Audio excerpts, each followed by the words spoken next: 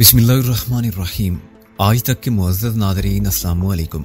अब किस नंबर 121 मुलाहिज़ा फरमाए। तुम वक्त ज़ाया करके खतरा मोल ले रहे हो। वो पलट कर बोली, ये ना हो कोई आ जाए। इसका एहसास मुझे भी था, लेकिन फरार होने से पहले मैं इस अमर को यकीनी बना लेना चाहता था कि ये शिकारी औरत ज़ेरे दाम आ जाने वाले शिकार को हल्का दाम तोड़ के फरार होता देखेगी तो गोली नहीं चलाएगी।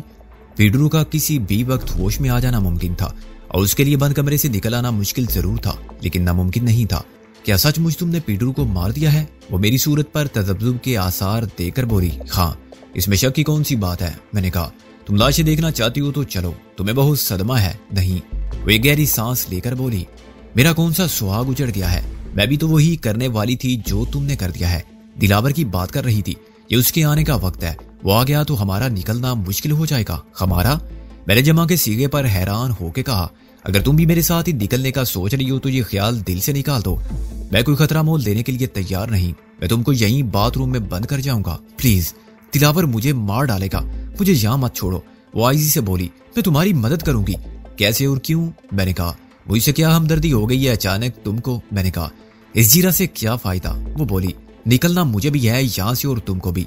साथ ले जाते हुए डर लगता है तो जाओ, मगर मुझे बंद करके मत जाओ। मुझे भी जिंदा रहने दो, मैं तुम्हारे साथ नहीं जाऊंगी। इस बात की क्या जमानत है कि तुम मेरे लिए कोई मुश्किल खड़ी नहीं करोगी? मैंने कहा, यह कोई नई चाल भी तो हो सकती है। तुमको एतबार तो है नहीं मुझ पर, होना भी नहीं चाहिए।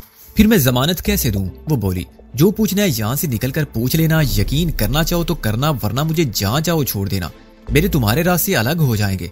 अच्छा, मैंने कहा, तुम आगे चलो। मुझे तो ये भी मालूम नहीं कि मैं कहाँ हूँ, ये कौन सी जगह है और कौन सा शहर है। उसके साथ ही मैं उसे रास्ता देने के लिए पीछे हो गया। तुम्हें नहीं मालूम कि तुम रावलपिंडी में हो? वो हैरानी से बोली, ये बटक का इलाका है। जरा आगे दमयाल है, जहाँ पहले एक छोटा सा एयरफील्ड था। सड़क 1 मील दूर होगी। हम खेतों से गुजर के एक कसी अबूर करेंगे। कसी क्या? मैंने कहा, एक नाला है। वो बोली, सारा साल थोड़ा बहुत पानी होता है, तुम चल सकोगे ना? हाँ, चलना तो पड़ेगा। मैंने कहा, इसी तरह नंगे पाऊं? वो बोली, मैं ऊपर से जूते ले आती हूँ तुम्हारे। नहीं। मैंने उसका बाजू पकड़ दिया। इस रियायत से नाजायज फायदा हासिल करने की बात सोचो, मेरी फिक्र मत करो और बाहर चलो। मैंने उसे मुखालिफ समत में धकेल दिया। अगर पीडरू वाकई मर गया होता तो शायद मैं उसे ऊपर जाने देता, लेकिन अब मैं अफशाए राज से डरता था। दर्ज की सूरत पर दुख का साया आके गुजर गया। बाहर खुला आसमान था और उसकी नीलगों वुसत में परिंदे आजादी से परवाज कर रहे थे। खेतों के दरमियान पगडंडी जैसी मंडीर पर चलते हुए मैंने भी इन्हीं परिंदों की तरह महसूस किया जो पिंजरा खुला पाके उड़ जाते हैं। गंदम की फसल पक चुकी थी और फजा में खुशे गंदम की दिल नवाज बहक थी। हवा गर्दो गुबार और धुएं से पाक थी और मैं सांस लेना एक इंतहाई फरत बख्श तजरिबा महसूस कर रहा था। परिंदों की चहकार के अलावा कभी कभी फसल उगाने वाले मेहनतकशों की सदा भी सुनाई दी जाती थी। एहतियातन मैंने मंडीर छोड़ के खेतों के किनारे पर चलना शुरू कर दिया। जमीन नरम थी और उसमें कंकर नहीं थे। ज्यादा हिस्से पर छोटी मगर घनी घास थी। चुनाचे मुझे कोई तकलीफ नहीं हो रही थी। तुम इन रास्तों से वाकिफ हो? यही रहती हो क्या? मैंने पीछे से कहा, नहीं, लेकिन मैं आती जाती रहती हूँ। वो आगे चलते हुए बोली, आज दिन कौन सा है और तारीख क्या है? मैंने अचानक पूछा। दिन है जुमेरात और तारीख है 27। वो बोली, मेरे जहन को एक झटका सा लगा। मेरे हिसाब से वक्त तकरीबन 1 हफ्ता पीछे हो गया था। मुझे शक तो शुरू से था कि मेरी बेहोशी में वक्त का हिसाब गड़बड़ कर दिया गया है और घड़ी, कैलेंडर, अखबार की अदम मौजूदगी में सिर्फ अंधेरा उजाले से वक्त की रफ्तार का अंदाजा करना महाल था। दिलावर और पीडरू ने मुझे यकीन दिला दिया था कि मेरे अगवा की वारदात को 2 हफ्ते बीत चुके हैं।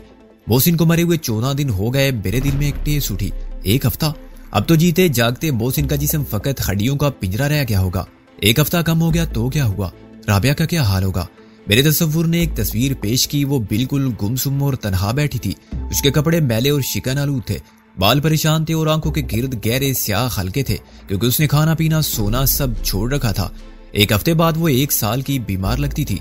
फिर मैंने फौजिया को देखा, जिसने आखिरी बार मेरी आवाज सुनी थी। वो रो रही थी और शेख उसे तसल्ली दे रहा था कि रोने की क्या बात है, सिकंदर जिंदा है तो लौट कर जरूर आएगा। क्या शेख ने अंदाजा कर लिया होगा कि दादों के आंसू क्या कहानी सुना रहे हैं? तीसरी तस्वीर शैला की थी, जो मेरे तस्वुर की गिरफ्त में ही ना आई। वो सबसे कमजोर, मजलूम और बेसहारा लड़की थी। उसे अपने वजूद की बंजर हो जाने वाली जमीन में सख्त जिद्दोजहद के बाद मोहब्बत के फूल खिलाए थे। मोहसिन की मोहब्बत, मेरे जैसे भाई की मोहब्बत और उन रिश्तों की मोहब्बत जो अजनबी हो के भी अपने हो गए थे। मौत की आंधी ने वो गुलशन उजाड़ दिया। एक जिंदगी में दूसरी बार भरने के बाद उसने जीना कबूल किया होगा। जवाब हद दर्जा दिल शिकन था। वो कम हिम्मत लड़की मर गई होगी, लेकिन अभी अभी वक्त 1 हफ्ता पीछे लौट गया था। एक हकीकत जिसे मेरे ज़हन ने कबूल कर लिया था फरेबे ख्याल बन गई थी। वो बात जो सच बना के पेश की गई थी धोखा साबित हुई। उम्मीद का एक सितारा मायूसी के तारीक उफक पर यूं रोशन हुआ कि उसकी ताबंदगी ने मेरी अकल को जखीरा कर दिया। क्या ये नहीं हो सकता कि ये सब झूठ हो? अव्वल ताखिर अगवा सिर्फ मुझे किया गया हो और बाकी खबरें मेरे ज़हन को मायूसी, शिकस्त खुर्दगी और बेबसी के एहसास से दो चार करने का जरिया हो। मकसद मेरा हौसला पस्त करना होता कि मैं एहसास जुर्म और निदामत में मुबतला होकर जीने की जिद्दोजहदी छोड़ दूं। मेरे ज़हन में ये बात बैठ जाए कि बिलाखिर मैं अपने अजीज तरीन दोस्त मोहसिन की मौत का सबब बना, अपने मोहसिन अंकल रिजवी के कैरियर की तबाही का सबब बना और राबिया के मुस्तकबिल की बर्बादी का सबब बना। मैं अपने ख्यालात में बहव चला जा रहा था। अचानक मेरे कानों ने कुछ आवाजें सुनी। ये उन आवाजों से बिल्कुल अलग थी जो किसान परिंदों को उड़ाने के लिए निकाल रहे थे। कुछ लोग तेज आवाज में बातें कर रहे थे या एक दूसरे पर चिल्ला रहे थे और ये आवाजें करीब आ रही थी। बिजली की तरह मेरे ज़हन में ताकुब करने वालों का ख्याल आया। मैंने नर्स का हाथ पकड़ा और सीधा चलने की बजाय खेतों के अंदर घुसता चला गया। वो एक झटके से मेरे साथ आई और उसकी आंखों में खून उतर आया। अभी उसने चिल्लाने के लिए मुंह खोला ही था कि मैंने बेसाखी छोड़ के उसका मुंह दबा लिया और खड़ी फसलों के दरमियान गिर गया। खबरदार, जो आवाज निकाली। मैंने सरगोशी में कहा, गला घोंट दूंगा। नर्स ने वैसे ज्यादा सहमी हुई आंखों से मुझे देखा और मुजाहमत बिल्कुल नहीं की। मैं सांस रोके पड़ा रहा और हल्की सी नम आलूदा मट्टी की, सब्ज पत्तों की और घास की खुशबू सूंघता रहा। मेरा सिर्फ एक हाथ पूरी तरह कारामद था और उससे मैंने नर्स को काबू कर रखा था। अगर वो जरा भी हरकत करती तो मैं एक टांग से भी काम ले सकता था। आवाजें अब वाज़ेह होने लगी थी। वो कहीं और जा ही नहीं सकते। ये आवाज पीडरू की थी। मैंने बैसाखी के निशान जमीन पर देखे थे। तुम मुझसे बहुत आगे निकल आए हो, दिलावर ने कहा, और खुशियों के नाजुक तनों की चुलमन से मैंने उन दोनों को मंडीर पर खड़ा देखा। वो निशान अब क्यों नजर नहीं आ रहे?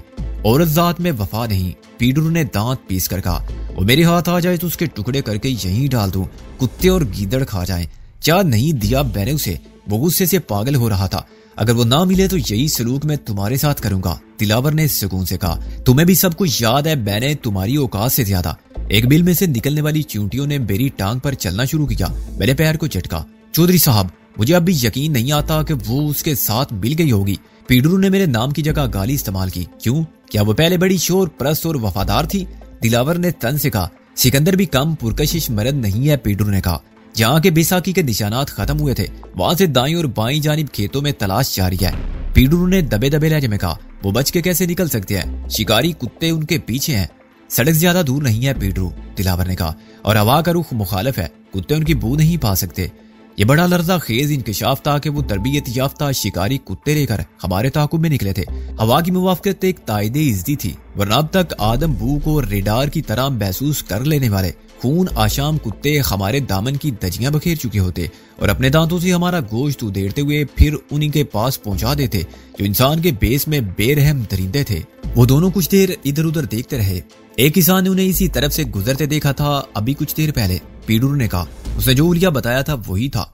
चिंटे मेरी टांग पर काटने लगे थे मगर मैं जब्त कर रहा था। अगर तुम सड़क पर पहुंच के पूछोगे तो बहुत से लोग बता देंगे कि उन्होंने भी एक नर्स और एक बैसाखी के सहारे चलने वाले लंगड़े आदमी को देखा था। दिलावर तल्ख लहजे में बोला। तलाश करोगे तो कोई टैक्सी वाला भी बता देगा कि वो कहां से बैठे थे और कहां गए थे। उनकी जोड़ी बहुत नुमाया थी। नर्स की सफेद यूनिफॉर्म और उसके साथ एक जवान और हैंडसम आदमी जो माजूर था। मगर ये मालूमात उनका बदल नहीं, पीडरू। मुझे उनका सुराग नहीं, वो दोनों चाहिए। वो इन्हीं खेतों में छुपे हुए होंगे, चौधरी साहब, पीडरू ने लाजवाब होके कहा। मिल जाएंगे। अच्छा तो देखो, 2 मील इधर और 2 मील उधर। दिलावर ने जन से उसके मुंह पर एक थप्पड़ रसीद कर दिया। बिल्कुल नॉर्मल लहजे में बात करते करते चौधरी ने इतनी फुर्ती से हाथ चलाया था कि पीडरू दम बखुद रह गया। उसका हाथ गैर इरादी तौर पर गाल तक गया। तमाचे की आवाज बताती थी कि जरब कितनी शदीद होगी। चूंटे अब मेरी पिंडली पर रेंगते हुए बहुत ऊपर तक चले गए थे। एक चूंटे ने नर्स को काटा और वो तड़पी लेकिन चिल्ला ना सकी। उसी वक्त दिलावर पलटा और वापस चलने लगा। पीडरू की बहुत जिल्लत हुई थी मगर वो पीटे हुए कुत्ते की तरह दुम दबाए पीछे चलने की सिवा क्या कर सकता था। उसने खुदा का शुक्र अदा किया होगा कि तजरील का ये तमाशा सरेआम नहीं हुआ और किसी ने उसके मुंह पर पड़ने वाले थप्पड़ को नहीं देखा। पतलून के 2 पांचों की सुरंग में दाखिल हो जाने वाले चूंटे मेरा गोश्त नोच रहे थे और ये अजियत नाकाबिले बर्दाश्त होती जा रही थी। नर्स का हाल भी कम खराब ना था। चूंटे उसे भी काट रहे थे। वो बार बार टांगे चलाती और मैं मजबूर था कि उसे हरकत भी ना करने दूं, वरना पौधों के दरमियान ये हलचल और सरसराहट दुश्मनों को मुतवज्जो कर लेती जो हमसे बमुश्किल तमाम 10 गज के फासले पर मौजूद थे। उनके जाते ही मैंने नर्स को छोड़ दिया और उठकर जमीन पर जोर जोर से पैर मारे। पतलून को ऊपर से झाड़ा और बिलाखर चूंटियों से निजात हासिल करने में कामयाब हुआ। नर्स ने भी खाए हुई करते हुए एक चूंटे को नामुराद, कमबख्त और बज़ात किस्म के नाम देकर खत्म किया। फिर आहिस्ता आहिस्ता हम दोनों खेतों से निकल आए। तुमने मुझसे पीडरू के मुतल्लिक झूठ क्यों बोला था? वो कपड़े झाड़ के बोली। क्या उसे जिंदा पाके तुम्हें अफसोस हुआ है? मैंने गैर संजीदा लहजे में कहा, हाँ। अगर तुम्हें मौका मिला था तो तुमने उसे कत्ल क्यों नहीं कर दिया था? वो बोली। सैमसन का डर था तुम्हें? सैमसन? उस गोरीले को तो मैं पहले ही मार चुका था। मैंने उसे हैरानी से देखा, मगर खुद मेरी हालत अबतर थी। पीडरू के होश में आने से पहले ही मैं भाग जाना चाहता था। मुझे उसका रिवाल्वर भी खाली मिला था। मैं तो समझी थी कि अब मैं आजाद हूँ। वो खला में देखते हुए बोली, मेरी राह में कोई मजबूरी खाइल नहीं। मजबूरी का हवाला तुमने पहले भी दिया था। मैंने कहा, क्या थी वो मजबूरी? मजबूरी ये थी कि वो मेरा शोहर है। वो चिल्लाई, लेकिन मुझे उससे नफरत है। तुम में अगर हिम्मत नहीं थी तो मुझे बताते, मैं खुद उसे कत्ल कराती। इस इंकिशाफ ने मुझे एक लम्हे के लिए सुन कर दिया। तुम बीवी हो उसकी? फिर ये पीटर कौन है? तुमने कहा था कि तुम्हारी माँ मर जाएगी, फिर पीटर तुमको मार डालेगा। पीटर, वो मुझसे मोहब्बत करता है, बहुत चाहता है मुझे। मेरी खातिर उसने अपनी जिंदगी बर्बाद कर ली। वो खेत की मंडीर पर बैठ गई और मुंह छुपा के रोने लगी। 15 साल पहले उसने मुझे मंगनी की अंगूठी पहनाई थी जो अब तक उसके पास है। फिर शादी क्यों नहीं की तुम दोनों ने? मैंने उसके पास बैठ के नरमी से कहा, इसलिए कि हमारा खानदान मकरूज था। मेरे शराबी बाप ने सब कुछ बेच दिया था और जुए में खार दिया था। पहले बीवी का जेवर, फिर वो घर जिसमें हम रहते थे, वो घर मेरी माँ का था और मेरी माँ नर्स थी। ऐसी नर्स नहीं जैसी मैं हूँ। खुदाबंदे यसू मसीह अलैहिस्सलाम की कसम, वो ऐसी नहीं थी। वो धाड़े मार मार के रोने लगी। फिर पीडरू ने कहा था कि वो तुम्हारे सारे कर्ज उतार देगा और तुम्हारा घर भी तुम्हें वापस मिल जाएगा। मैंने कहा, बशर्ते कि तुम उससे शादी कर लो। उसने रोते हुए सर उठा के मुझे देखा। क्या ये सब कुछ पीडरू ने बताया तुम्हें? नहीं। मैंने कहा, दुनिया में ऐसा होता आया है और होता रहेगा। पीडरू भी मोहब्बत करता होगा तुमसे। मोहब्बत? उसने आंसू पूंछ के नफरत से कहा। इस लफ्ज का मतलब तक नहीं जानता वो। उसके खून में सिर्फ नफरत है और उसका खून जहरीला है। उसने पहले मेरी माँ को ब्लैकमेल किया, फिर मुझे। तुम्हारी माँ का कसूर क्या था? मैंने कहा, कोई कसूर नहीं था उसका।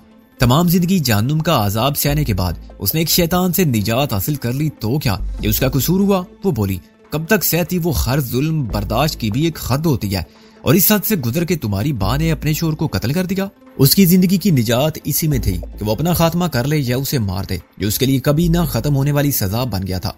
अगर मैं ना होती तो वो खुद मर जाती, लेकिन मुझे एक ऐसे बाप के सपुर्द करके वो कैसे कब्र में जा लेटती जो इतना बेगैरत था कि शराब की एक बोतल के लिए मुझे भी बेच डालता। मैंने कलाई की घड़ी देखी जो नर्स ने बांध रखी थी और तय किया कि मुझे कम से कम 1 घंटा यहीं गुजारना चाहिए ताकि सड़क तक पहुंच के तलाश करने वाले मायूस होकर लौट जाएं। ये वक्त नर्स से मुफीद मालूमात हासिल करके गुजारा जा सकता था। ये बात पीडरू को कैसे मालूम हो गई? मैंने वाकयात से नताइज अखज करते हुए कहा। उसी हॉस्पिटल की एक और नर्स से। वो बोली, उसका पीडरू से मिलना जुलना था। वो मेरी माँ की निजी जिंदगी के मसाइल से भी वाकिफ थी। सभी जानते थे कि सिस्टर शीबा कितनी मजलूम है, लेकिन पुलिस को मेरे बाप की अचानक मौत ने शकूक में मुब्तला कर दिया था। वो लाश को पोस्टमार्टम के लिए ले गए। वहां डॉक्टरों ने रिपोर्ट दे दी कि मौत का सबब कसरत शराब नोशी है। पुलिस कुछ ना कर सकी। पीडरू को मालूम हुआ कि डॉक्टरों ने मेरी माँ की मदद की है और उमदन गलत रिपोर्ट दी है, तो उसे मौका मिल गया। हालांकि जिस नर्स ने उसे ये वाकया सुनाया था वो मेरी माँ की बदखुआ हरगिज नहीं थी, बस वो पीडरू की असल फितरत से नावाकिफ थी। 3 दिन बाद वो एक हादसे में मर गई। अच्छा, क्या हादसा पेश आ गया उसे? मैंने सब कुछ समझते हुए कहा। वो रात की ड्यूटी खत्म करके जा रही थी कि एक वीरान सड़क पर कोई गाड़ी उसे कुचलती हुई निकल गई। वो बोली, 1 हफ्ते बाद पीडरू ने मेरी माँ से बात की। मैं साथ वाले कमरे में मैट्रिक के सालाना इम्तिहानात की तैयारी कर रही थी। हम हॉस्पिटल के अंदर ही 2 कमरों के छोटे से क्वार्टर में रहने लगे थे। चुनाचे मैंने हर बात सुनी। पीडरू ने मेरी माँ को बताया कि सैंकिया के असरात का 5 साल बाद भी लाश के नाखून और बाल देखकर पता चलाया जा सकता है। 1 हफ्ता पहले की लाश दोबारा निकाल के फिर पोस्टमार्टम कराना तो कोई मसला नहीं। फिर मेरी माँ की मिन्नत, समाजत, रोना धोना सब रायगा गया। उसने पीडरू को यह भी बताया कि रूबी की मंगनी हो चुकी है, लेकिन उसने कहा कि मंगनी कोई शादी तो नहीं, तोड़ी भी जा सकती है। ना इसमें कोई गुनाह की बात है, ना ये जुर्म है। बड़ी मुश्किल से वो इस बात पर रजामंद हुआ कि जब तक मैं मैट्रिक ना कर लूं वो शादी नहीं करेगा।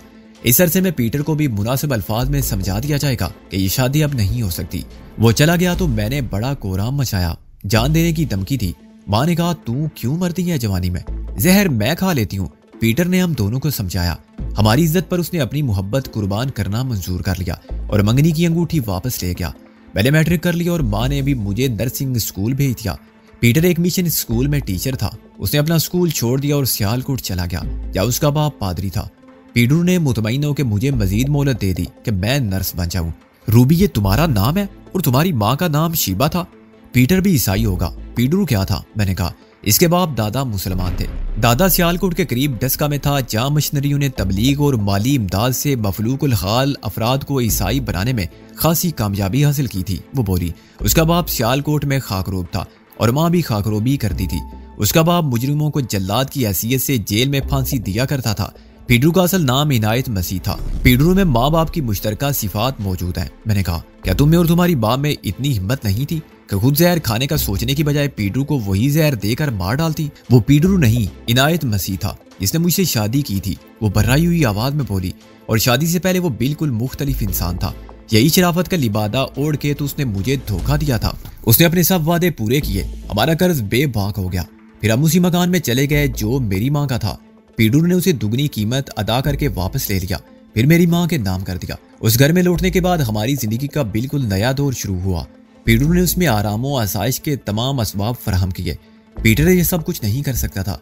उसके साथ मेरी जिंदगी बहुत तंग दस्ती में गुजरती। मेरी माँ खुश थी कि जो हुआ अच्छा हुआ। खुद में नादान और कम अकल थी। पीटरू को चाहने लगी और पीटर को भूल गई। लालच ने मुझे अंधा कर दिया था। ऐशो आराम किसी अच्छा नहीं लगता और मुझे वो जिंदगी मिल गई जिसके मैं ख्वाब तो देखती थी, लेकिन उनकी ताबीर पर यकीन नहीं रखती थी।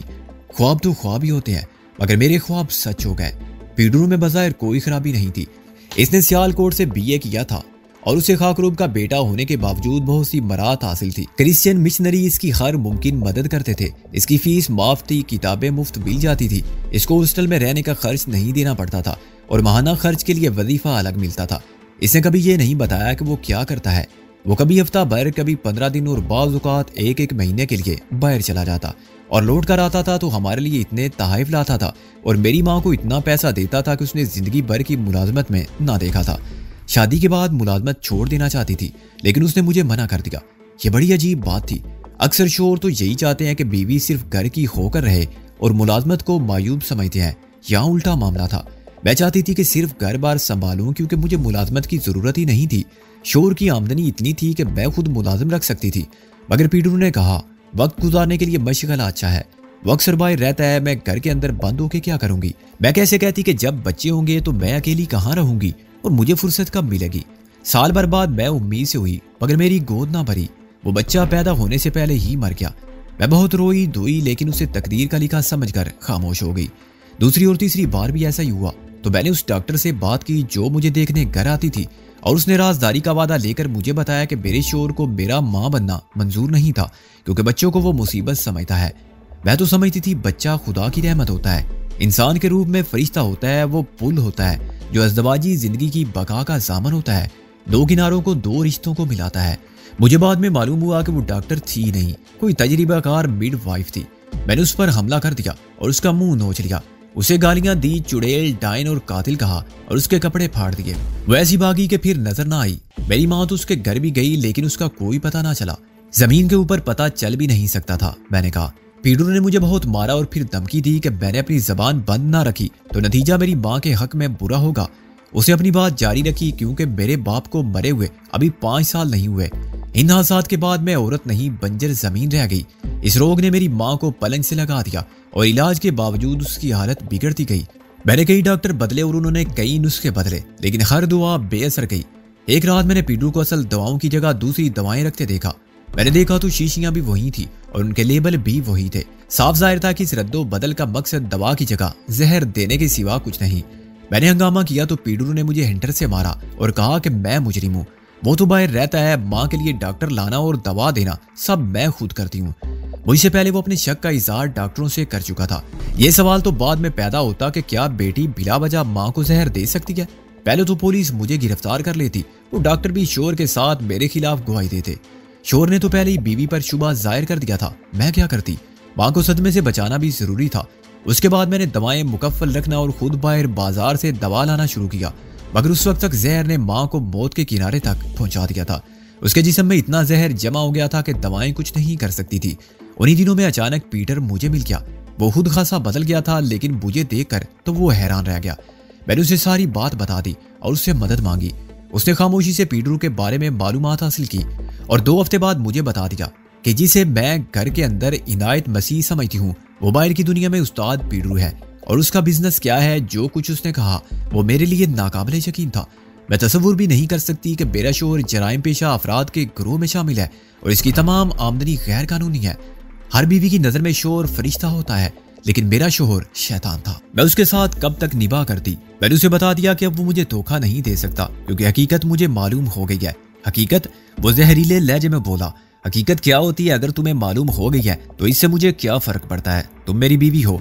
नहीं हूं मैं तुम्हारी बीवी, मैंने चिल्ला के कहा।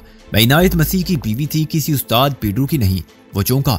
किसने भरा तुम्हारे दिमाग में ये जहर? किसने बताया ये नाम तुम्हें? पीटर ने। और उसने मुझे ये भी बता दिया कि तुम कोई शरीफ आदमी नहीं हो। मैं इसी तरह चिल्लाती रही। तुम्हारे बिजनेस का भी पता चला लिया उसने। तुम मुजरिमों के साथी हो, सट्टेबाज और जवारी हो। तुम गुंडा टैक्स वसूल करते हो, शराब और चरस और माफिया के इंजेक्शन बेचते हो। अब मैं तुम्हारे साथ नहीं रह सकती, मुझे तलाक चाहिए। उसे मेरे मुंह पर एक थप्पड़ रसीद कर दिया। अपने उस आशिक से कहना कि मेरे जीते जी वो तुम्हें नहीं ले जा सकता और मेरे खिलाफ कुछ साबित नहीं कर सकता। तुम मुझे कत्ल कर सकते हो, लेकिन अपनी बीवी बना के नहीं रख सकते। मैंने चीखते हुए कहा। मैं तुमसे अदालत के जरिए अलहदगी हासिल कर लूंगी। अदालत में जाने से पहले ये सोच लेना कि अभी तुम्हारे बाप को मरे हुए 5 साल नहीं हुए। वो बोला। यह पुलिस केस था जिसे तुम्हारी माँ के जानने वाले डॉक्टरों ने मिलकर दबा दिया, लेकिन पुलिस के पास तफ्तीश का रिकॉर्ड मौजूद है। दूसरी पोस्टमार्टम रिपोर्ट सारा भांडा फोड़ देगी। क्यों अपने बाप की हड्डियों को खराब करती हो और अपनी माँ को जेल भेजने के काम करती हो? उसे सजाए मौत ना हुई तब भी उम्र कैद जरूर होगी। उसको अपने घर में ही मरने दो। मैं अब इस धमकी में नहीं आऊंगी, मैंने अज़म मुसम्मम के साथ कहा। मेरी माँ यूं भी मरने वाली है। रुसवाई से पहले वो खुद कशी कर लेगी, लेकिन तुम कैसे बचोगे? मैं बयान दूंगी अदालत में कि तुमने अपने 3 बच्चों को कत्ल किया, मेरी माँ को जहर देते रहे। तुम इनायत मसीह नहीं उस्ताद पीडरू हो। मैंने पीटर से कह दिया कि वकील से बात करे। उसे मुझे एक कमरे में बांध कर डाल दिया, मेरे मुंह में कपड़ा ठूंस दिया और दरवाजा बाहर से मुकफ्फल करके चला गया। 3 दिन तक मैं उसी कमरे में भूखी प्यासी पड़ी रही, लेकिन बेगैरत थी कि मरी नहीं। चौथे दिन मेरा शोहर फिर आया। उसने मुझे आज़ाद किया, खाने पीने को दिया और बोला, अब क्या ख्याल है? दिमाग दुरुस्त हुआ कुछ या नहीं? मैं यहीं मर जाऊंगी, मैंने बमुश्किल तमाम कहा, लेकिन तुम्हारे साथ नहीं रहूंगी।